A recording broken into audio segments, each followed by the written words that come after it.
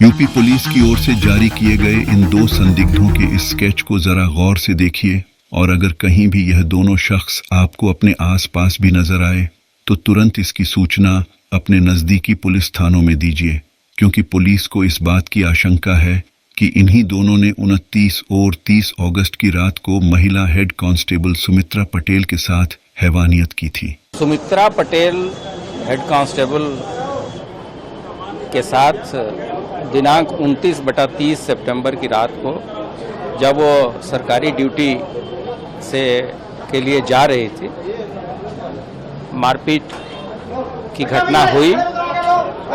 जैसी इस घटना की सूचना मिली, तत्काल पुलिसकर्मियों ने और वरिष्ठ अधिकारियों ने मौके का निरीक्षण किया। उस समय हेड कांस्टेबल की जो स्थिति थी वो सीरियस थी। वहाँ प्रारंभिक इलाज के बाद से केजीएमसी में शिफ्ट किया गया है। अब वो उसकी मेडिकल स्थिति अच्छी है और लगातार इम्प्रूवमेंट हो रहा है, और जैसे ही वो बोलने की स्थिति में आएगी तो हम लोग उससे बातचीत करेंगे। इसके अतिरिक्त जो वहाँ फॉरेंसिक एविडेंसेस मिले हैं उसको एकत्र किया गया है, उसका परीक्षण भी कराया जा रहा है। अभी तक के विवेचना से किसी तरह के सेक्सुअल ऑफेंस या असॉल्ट की कोई एविडेंसेस अभी तक नहीं मिले हैं, लेकिन हर एक पहलुओं पे विचार चल रहा है। अभी आप मिलने आए, क्या कुछ यहाँ पे बातचीत हुई? उनकी ठीक है, तबीयत ठीक है सुमित्रा की, और उसमें टीम लगाई गई है, जल्दी ही अपराधी पकड़े जाएंगे। सर, क्या कुछ आपने यहाँ पे निर्देश दिए हैं डॉक्टर्स को? इनको सुरक्षा, एक तो पहली तो सुरक्षा होना चाहिए, और डॉक्टर जो है बेस्ट ट्रीटमेंट दे रहे हैं और बहुत एक रिकवरी बहुत अच्छी है। अच्छा, कितनी टीमों का सर गठन किया गया है अब तक? क्या कुछ इसमें रेलवे पुलिस, लोकल पुलिस और एसटीएफ लगाई गई है, जिसकी सजा वो पिछले 17 दिनों से अस्पताल में पड़ी जिंदगी और मौत की जंग लड़कर काट रही है। और यह पूरी घटना गोंडा से अयोध्या होकर जाने वाली उस साकेत एक्सप्रेस ट्रेन में हुआ था जो प्रयागराज से बनकर अयोध्या के रास्ते मनकापुर होते हुए आती है।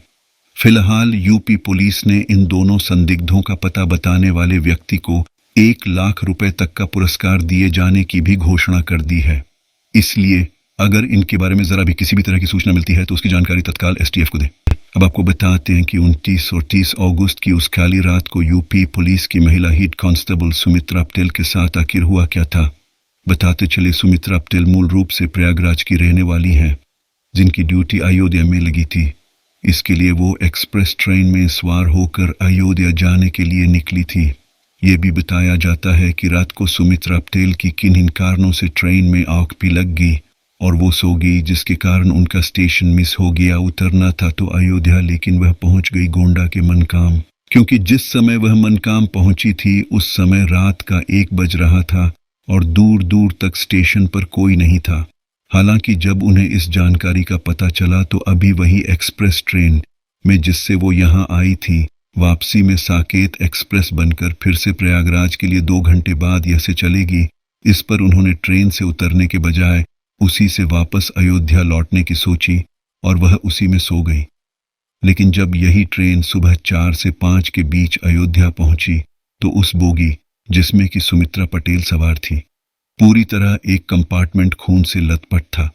इतना ही नहीं, ट्रेन की सीट के नीचे सुमित्रा पटेल अर्धनग्न अवस्था में खून से बुरी तरह लथपथ पड़ी थी और दर्द से तड़प रही थी।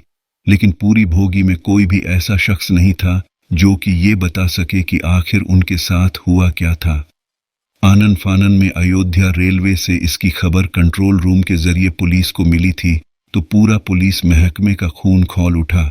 इसके बाद पहले तो उन्हें अयोध्या के अस्पताल में भर्ती कराया गया, जहां उनका प्राइमरी ट्रीटमेंट करने के बाद उन्हें हायर सेंटर भेज दिया गया है, जहां उनकी हालत फिलहाल स्थिर बनी हुई है। लेकिन इन सब के बीच अभी तक वो गुत्थी इतनी उलझी है कि आखिर वो कौन लोग थे जिन्होंने हैवानियत की सारी हदें पार करते हुए सुमित्रा पटेल का पूरा शरीर चाकू से गोद डाला। यहां तक कि उनके चेहरे को भी चाकू मारकर उसे भी बिगाड़ने का प्रयास किया गया। आखिर इतना सब कुछ करने के पीछे इनका इरादा क्या था?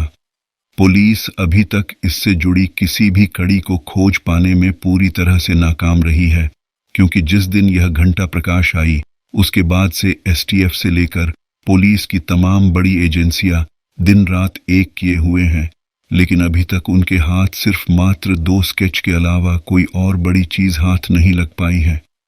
फिर चाहे अयोध्या पुलिस की बात करें या फिर मनकापुर पुलिस के द्वारा जारी इन दोनों स्केचों, जिसे कोई भी ऐसा आदमी अभी तक पुलिस के हाथ भी नहीं लग पाया है, जिससे कि इस मामले में पुलिस को आगे कोई सुराग मिल सके।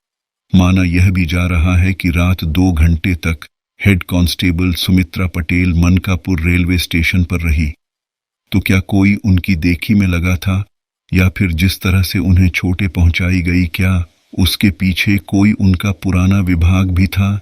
क्योंकि पुलिस की ओर से कराई गई प्रारंभिक जांच में सुमित्रा पटेल के साथ किसी तरह के यौन शोषण की बात अभी तक निकलकर सामने नहीं आई है।